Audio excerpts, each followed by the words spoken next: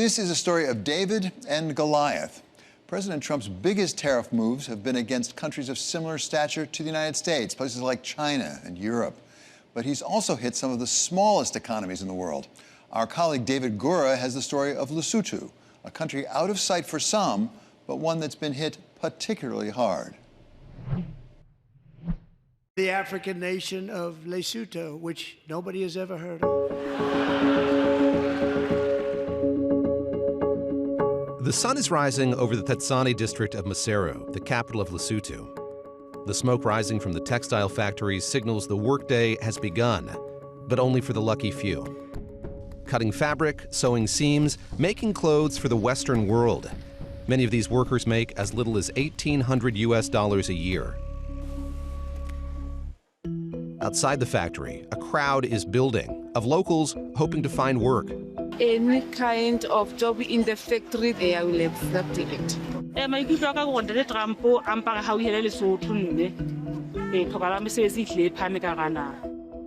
It's been like this since June, when Lesotho's largest industry began to feel the effects of President Trump's tariffs. First, 50%, among the highest rates in the world at the time. It came as a shock to us. Luckily, later on it was revised to 15%. Sam Matekane is the Prime Minister of Lesotho. He declared a 2-year state of disaster for his country's economy after the tariffs were put in place. We're still in negotiations with the U.S. government on a further reduction, maybe to 10% or to 0, where we were before. We would appreciate the reduction, and as well as the renewal of AGOA, because AGOA has just come to an end now. The African Growth and Opportunity Act. AGOA, the African Growth and Opportunity Act, signed in 2000, gave some nations in Africa duty-free access to the U.S. market. That deal expired last month, and while the Trump administration has said it would support a 1-year extension, that hasn't happened. The Prime Minister says AGOA's expiration and the higher tariffs have had a crushing effect on Lesotho. Well, we are hoping for the best. Negotiations are still ongoing, but we are hoping for the best of the best. Dubbed the denim capital of the world, there are 2 industries that drive Lesotho's economy, a landlocked country of just over 2 million people surrounded by South Africa. Those industries are diamonds and textiles. Diamond prices have been in free fall since 2022, and that's led to layoffs in Lesotho's mines. Now, it's textiles that have been hit hard. As recently as January, Lesotho's central bank expected the sector to grow in 2025. But by June, it had downgraded its forecast by more than 10 percentage points, saying textile and clothing manufacturing would, quote, shrink significantly due to the negative impact of newly imposed tariffs. Afra Expo Textiles is feeling that pressure. Teboho Kabeli is the company's founder. But at the end of the day, one must specialize on something. If it was a big shock, if you know what happened with COVID, it was something similar to that, because it meant shutting down. And when you shut, you mean 30,000, 40,000 jobs. The U.S. imported more than $235 million worth of goods from Lesotho last year, about 11% of Lesotho's total GDP. But that represents just a tiny fraction of America's. 47% of Lesotho's exports are clothing that'll end up being sold by retailers such as Walmart and Levi's. Some of President Trump's branded golf shirts are made in Lesotho. But the trade relationship has been unbalanced. Last year, Lesotho imported less than $3 million in goods from the U.S. And although Trump might have been unfamiliar with the country a few months ago, that imbalance was enough to make Lesotho a target for tariffs. Such horrendous imbalances have devastated our industrial base and put our national security at risk. They've ripped us off left and right. But now it's our turn to do the ripping. Kabeli didn't imagine the American president was talking about him. His factory is one of only a few that's locally owned in Maseru. The biggest punch was on the foreign direct investors, who are the biggest. And where are their head offices? They are not in Lesotho. It's just their workers here who are producing employment for our people. And therefore, our people are out of work, and now we suffer. you see. But if we could have taken it up to our hands, then we would be now knowledgeable of how do we talk to other markets easily. But we never take that opportunity. The government failed to produce their own. The unemployment rate in Lesotho in 2024 was 30%. That's the most recent official data collected before the tariff-induced layoffs began. Tsepang Makakole is the General Secretary of the Economic Freedom Trade Union. Very devastating. We are in a bad situation now. Our economy is so ailing. We have a problem because the factory workers are the ones who are contributing a lot in our economy. So if the factories are not engaging a lot of workers, then it means we have a big problem as a country. What, if anything, is the government doing to improve the economy here? Not doing anything. We don't see anything yet. But the government says Lesotho is not competing on a level playing field. The introduction of the tariffs have put us in disadvantaged positions because now the tariffs are not equaled. In many countries you'll find that they've got lower tariffs, others have got higher tariffs.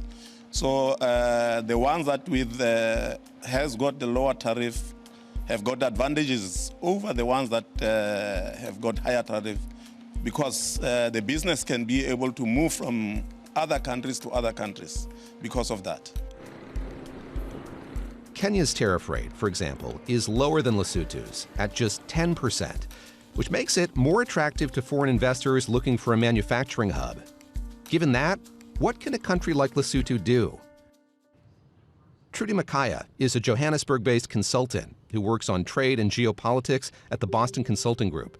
It is devastating in the short term, and to pivot is not always easy. So the idea that workers can be retrained, do new things is difficult.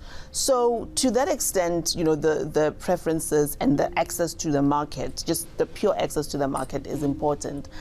I think where a different argument can be made is that if you look globally at the level of U.S. trade, we still see, from WTO figures that 80% of trade is still happening outside of the U.S. contribution, still happening on kind of regular trade rules on most favored nation principles. So there is a sense that there is a world out there that continues, but it would be folly to underestimate the second order and the third order effects that come from this, because once we're seeing all of these production shutdowns, we see investments being pulled out. So I think it becomes very difficult for a small landlocked economy with significant development challenges to find other ways to grow itself out of this situation. And I think that's why, trade policy like AGOA and also just general market access has been an important part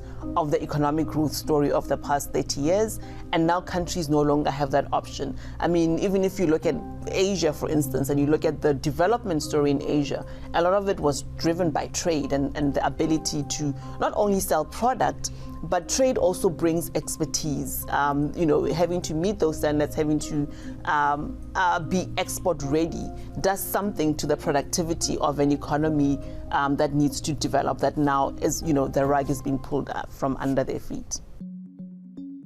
Makaya says that while the trade story has devastated Lesotho's economy, the ramifications of President Trump's trade policy go beyond exports and imports.